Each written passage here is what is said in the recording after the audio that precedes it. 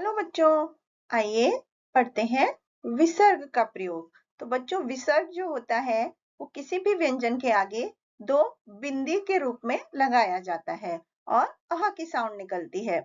जैसे क के आगे विसर्ग लगेगा तो कह, खह, गह, घ, चह, छह, जह। तो इस तरह से इसकी आवाजें निकलती हैं। तो यहाँ पर चित्र देख करके कुछ शब्दों को पढ़ेंगे। नमः नमः, वृक्षः वृक्षः, कृषकः कृषकः। अब यहाँ पर कुछ और शब्द लिखे हुए हैं, जैसे कि अतः अतः अतः मतलब होता है इसलिए। पुनः पुनः पुनः मतलब फिर से, दोबारा। शनः शनः मतलब धीरे धीरे। अंततः अंततः मतलब आखिरकार।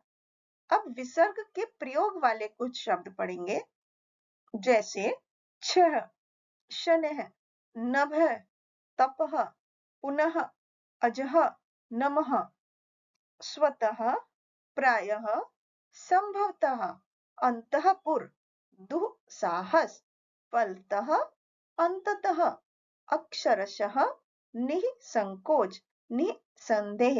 इस तरह से बच्चों इन शब्दों को पढ़ा जाता है। इसके बाद हम कुछ वाक्य पढ़ेंगे। अमन प्रातः काल 6 बजे उठता है। वह भगवान को नमः करके सैर करने पार्क में जाता है। वह दुख दुख में सबकी निसंकोच सहायता करता है। वह अपने माता पिता की आज्ञा का अक्षरशः पालन करता है। तो इस तरह से बच्चों हम बाकी के वाक्यों को भी पढ़ सकते हैं। अब हम पढ़ेंगे चंद्र बिंदु का प्रयोग।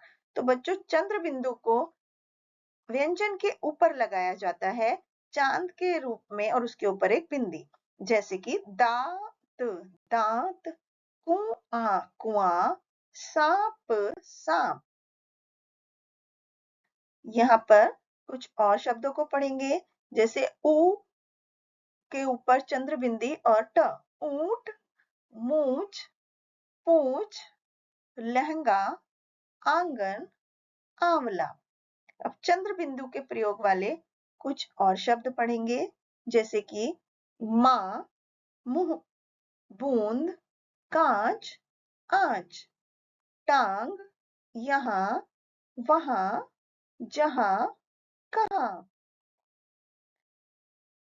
खांसी, लंगड़ा, चांदनी, बांसुरी, आंचल, गांव, परियां, हंसना, बांटना, डांटना।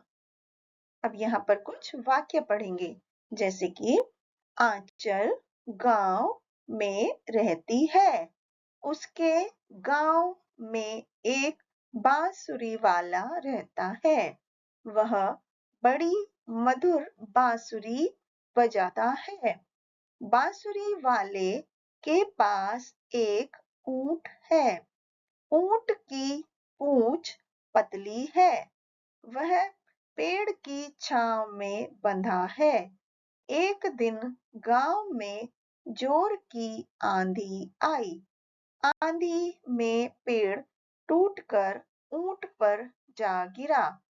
ऊंट का एक पांव पेड़ के नीचे दब गया। ऊंट का यह हाल देखकर बांसुरी वाला डर गया।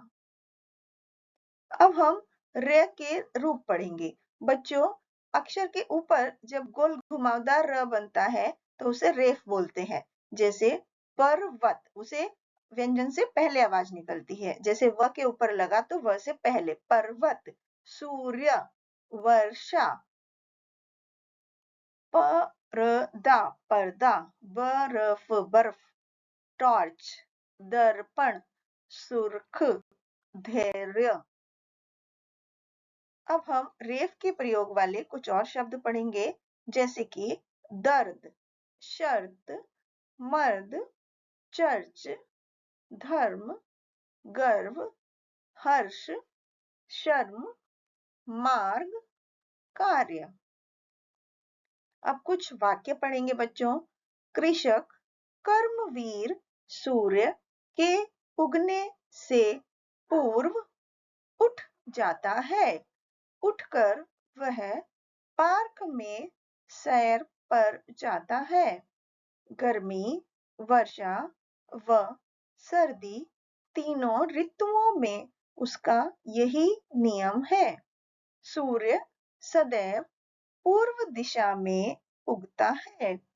कर्मवीर सूर्य के दर्शन करता है, फिर वह भगवान की पूजा अर्चना करता है। तो इस तरह से बच्चों आपको वाक्य में रिफ के प्रयोग वाले वाक्यों को पढ़ना है। Thank you.